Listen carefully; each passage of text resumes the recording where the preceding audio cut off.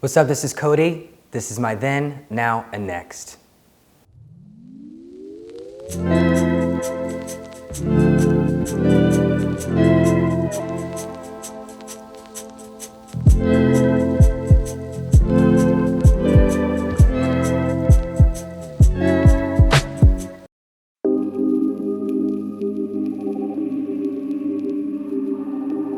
So I'm from originally Tampa, Florida. What I think inspired me to do music was growing up. We moved incredibly a lot. I can't tell you how many schools I went to, but I think that allowed me to create common ground with a lot of different people very quickly, and it translates into many things that I do currently. And that's honestly what I think allowed me to get into music, because I love so many different types of music, because I met so many people. And being young and exposed to it young, it almost became my normalcy, if you will. How about how old was I? Man, I was probably, I want to say 13, 14 years old. I always was in talent shows, always singing. Anna and Nancy Wilson, they're an old rock group named Heart, and I shouldn't even say old because, well, I mean, you know, old is relative, but they were inducted into the Hall of Fame, in the Rock and Roll Hall of Fame recently. And they were somebody I always looked to. So in one of my very beginning talent shows, I think I was in 3rd or 4th grade, and I sang a song of theirs, and the feeling of being on stage, it kind of allowed me to know that this is what I wanted to do. Originally it was acting, and I still think one day we can go back there. As an artist, you know, we're the pilots of our own destiny. As people, that's true as well. And I think specifically for artists, we kind of have to figure that out. And as we grow, we allow people to grow with us and to see our stories and experience them with us as well. And so going back to your question, I've always been singing, if you will, but I really stepped my foot in it maybe 14, 15 years old. I auditioned for The Voice, obviously is a very common show we know. And it was an experience for me, an experience that I walked away from progressively. Maybe I was angry and upset at that time because I was so young, and I thought, hey, this is it. You know, I think we all think that essentially. I think anybody thinks one thing is gonna allow them or propel them to that moment, when really it's a cumulative amount of events that lead you to your bigger end state. How do I come back from disappointment? To that I would say, realistically, I know it within myself that this is something that I want to do. And so whether or not the answer of yes is provided to me by somebody within an outside circle or sector, it doesn't necessarily mean that that's it. What if the answer is no? Does that mean that because they said no, I stop? Absolutely not. I think sometimes I even utilize that no as fuel. Absolutely, I'd say that. So some of the challenges of really getting into the music industry, well, currently I don't even know if I'm, you know, I say I don't know if I'm really in it, but we don't know when the beginning is. And so I actually have an EP coming out very soon. It's called Inception. And Inception simply means the beginning, the becoming of. And I think as artists, we really, and I said it a minute ago, we pilot as people, we pilot our destiny, we take control, we have to. I know I do, and so speaking for everyone, I can't, but for myself, I know I take the reins, if you will.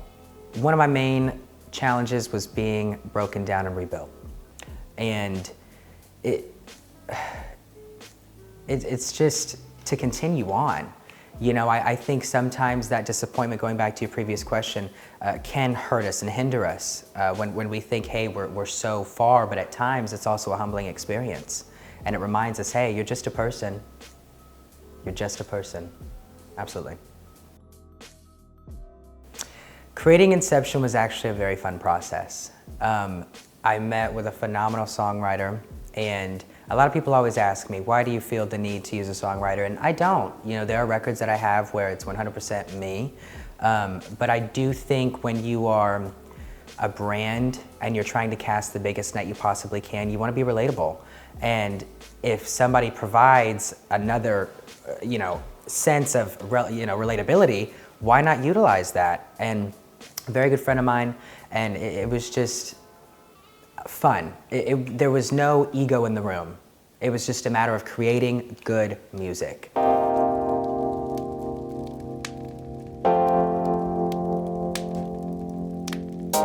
Do I have support from the people around me? Yes. The people around me do support me. I'll tell you this too, side note, but a lot of my friends are my friends because of the way I allow them to act. And I think we learn that, and I'm still currently learning that. But support-wise, my parents are number one. They just, I know my mom and dad always saw it in me because we were always moving, and so theater, music was something I always transcended into. But I think when I was 14 years old and I said, hey, I want to audition for The Voice, it was, all right, okay, we'll see. And so now we're here and still trekking along. And while that wasn't something that I think was the absolute peak, it's not a pit for me either. It's simply a learning experience. And it's allowed me to remain humble that, there are still things that I can do. There are still options. And while The Voice is a great option, I think it allowed me to become into more of my own.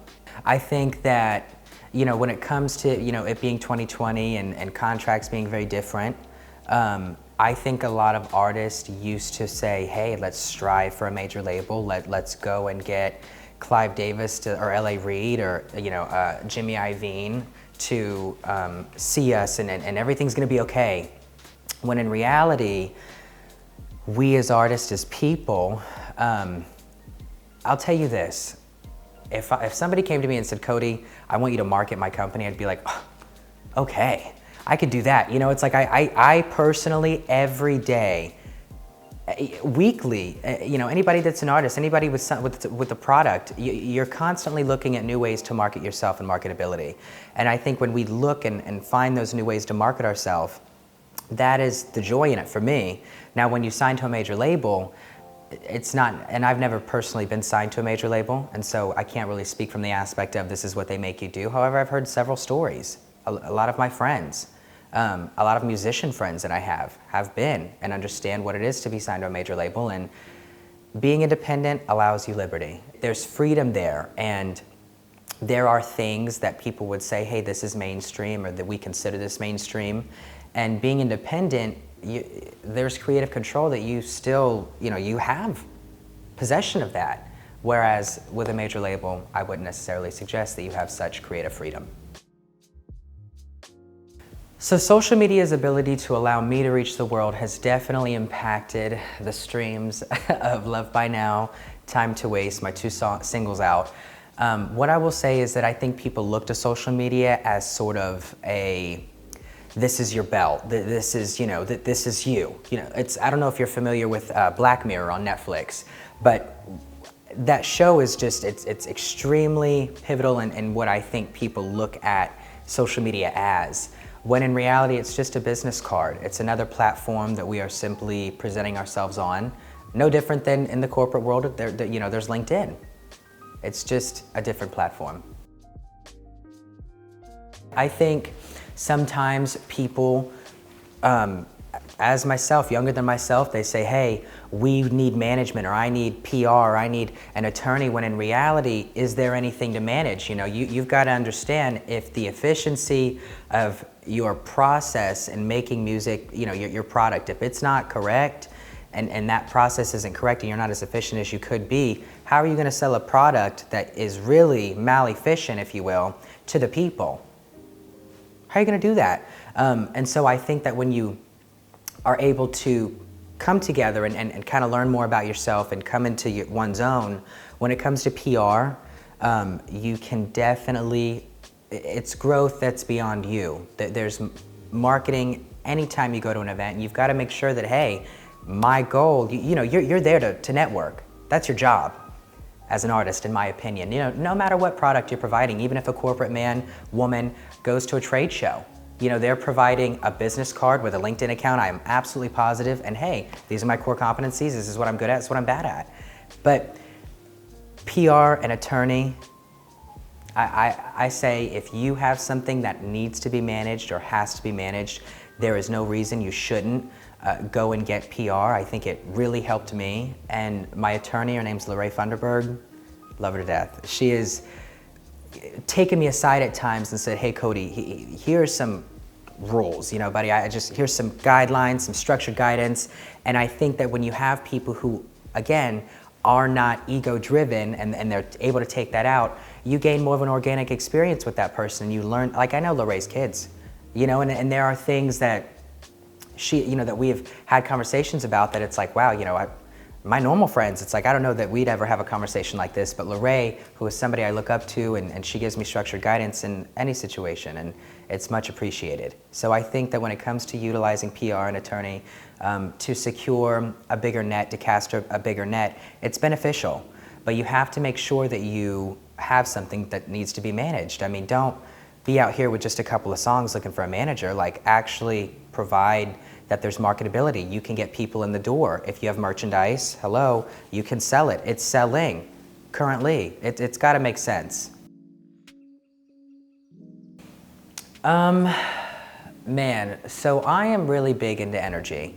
And what I tap into to keep moving forward, honestly, when I go to a studio session, I'll bring sage. Any friend of mine who's been in the studio with me, they know I bring sage. It's something to me that really cleanses the air. And to continue to move forward, again, we have to know that within ourselves that there is a bigger end state for us. I think, you know, I don't know one of my friends who doesn't say within themselves, I'm gonna be successful.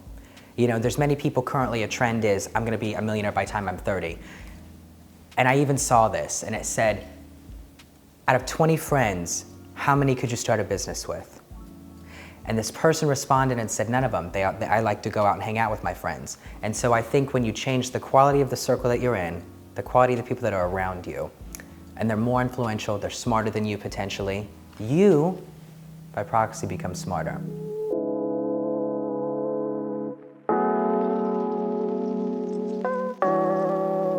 So what is new for Kody Henry 2020? Next Friday, I'll have a song coming out. It's called You and I, and there will be a special guest on the song.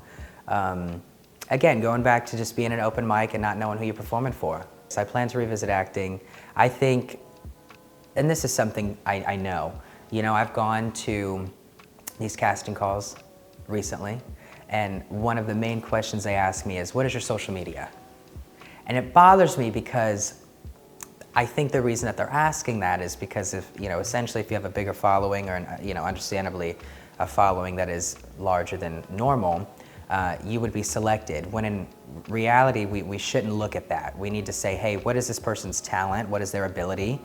You know, can they sell me the script, if you will, when it comes to acting? So something, yeah, honestly, something I would like to do for myself, my brand, and my family one day is songwriting. You know, I was fortunate enough to sell a song in 2019, very early 2019. I was working at a pizza restaurant and I left and made music my 25/8. So when it comes to business-wise for myself, maybe a record label. I don't know.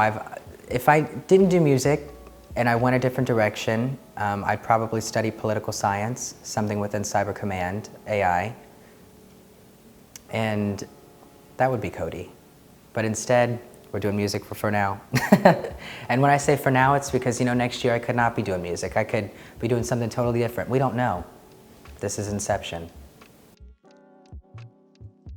This is Kody Henry, and if you guys have any social media, whether it's Instagram, TikTok, Facebook, Snap, please feel free to follow me at KODY Music Official, Kody Henry.